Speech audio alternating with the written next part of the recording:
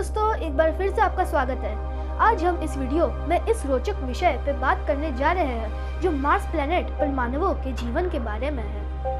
Mars planet पर जीवन संघर्षपूर्ण है, परंतु हम नए विचार और नए समाधान से मार्स प्लेनेट पर रहने की सुरक्षा में सहायता करेगा।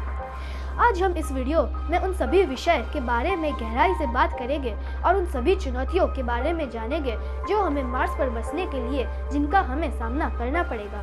तो आइए आपको एक दिलचस्प यात्रा पर ले चले और आइए जाने कि मार्स पर रहने के लिए हमें कौन कौन से नए समाधान हो सकते हैं।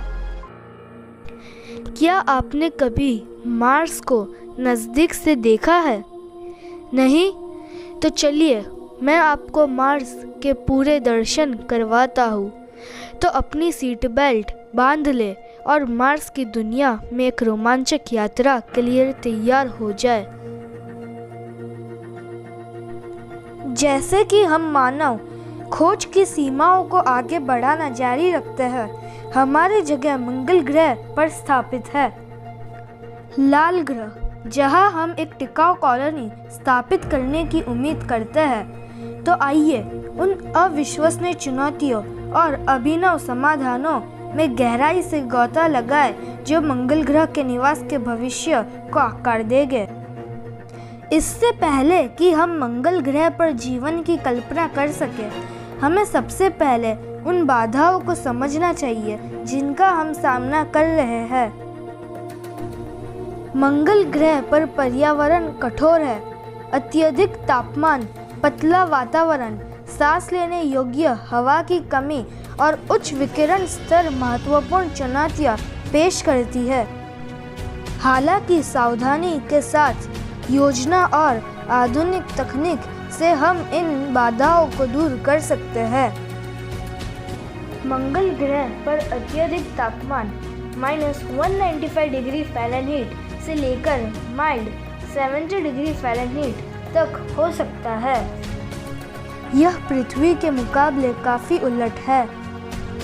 इन स्थितियों से निपटने के लिए मंगल ग्रह के निवासी उन्नत इंसुलेशन तकनीकों को नियोजित करेंगे।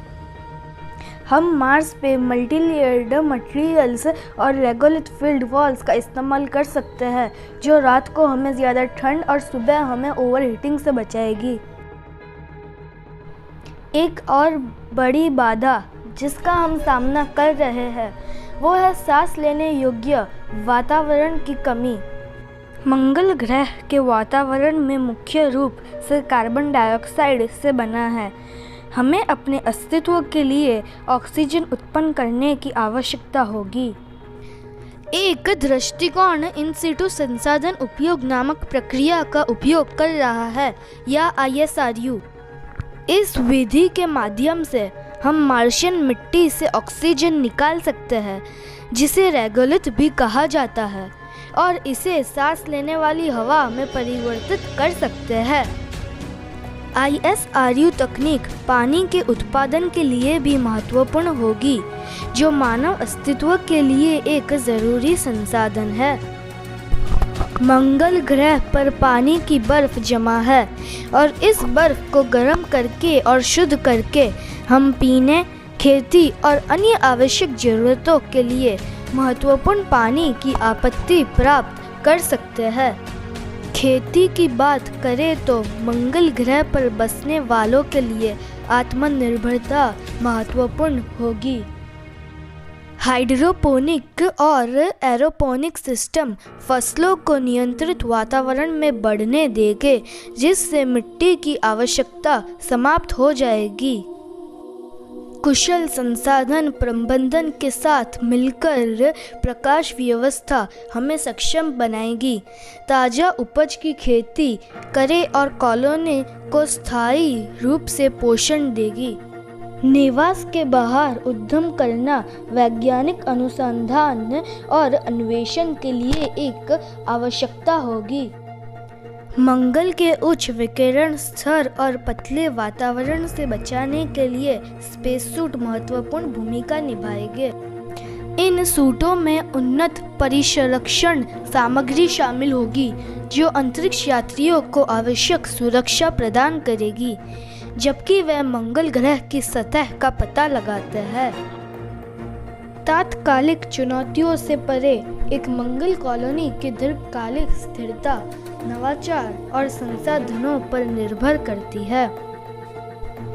वैज्ञानिक पहले से ही विभिन्न अत्याधुनिक तकनीकों पर काम कर रहे हैं, जैसे कि उन्नत 3D प्रिंटिंग, जो हमें आवास और बुनियादी ढांचे को उपयोग करने की अनुमति देगा। निर्माण सामग्री के रूप में मार्शियन रेजोलिथ, यह पृथ्वी के संसाधनों के परिवहन की आवश्यकता को काफ़ी कम कर देगा। अंतरिक्ष एजेंसियों, निजी कंपनियों और अंतर्राष्ट्रीय भागीदारों के बीच सहयोग मानव उपनिवेशीकरण के प्रयासों की सफलता के लिए महत्वपूर्ण होगा। ज्ञान बांटना, संयुक्त मिशन और पूलिंग संसाधन प्रगति को गति देंगे और जितनी जल्दी हम उम्मीद कर सकते हैं उतनी जल्दी मंगल ग्रह पर रहने की वास्तविकता बनाएंगे। जैसा कि हम मंगल ग्रह पर पहले इंसानों के जीवित रहने के बारे में हमारी खोज समाप्त करते हैं, यह याद रखना महत्वपूर्ण है कि यह प्रयास केवल एक नई सीमा तक पहुंचने के बारे में नहीं है। यह मानव क्षमता की सीमाओं को आगे बढ़ाने, ब्रह्मांड की हमारी समझ को विस्तारित करने के बारे में है और हमारी प्रजातियों के दीर्घकालिक अस्तित्व को सुनिश्चित करना है। मंगल ग्रह की यात्रा एक स्मारकीय उपक्रम है, जिसके लिए अनगिनत व्यक्तियों के सहयोग, दृढ़ संकल्प और सरलता की आवश्यकता होगी। लेकिन प्रत्येक चुनौतियों के साथ हम दूर हो जाते हैं। हम मानवता को एक इंटरप्लैनेटरी प्रजाति बनने के करीब लाते हैं। भविष्य में इस अविश्वसनीय यात्रा पर मेरे साथ जुड़ने के लिए धन्यवाद।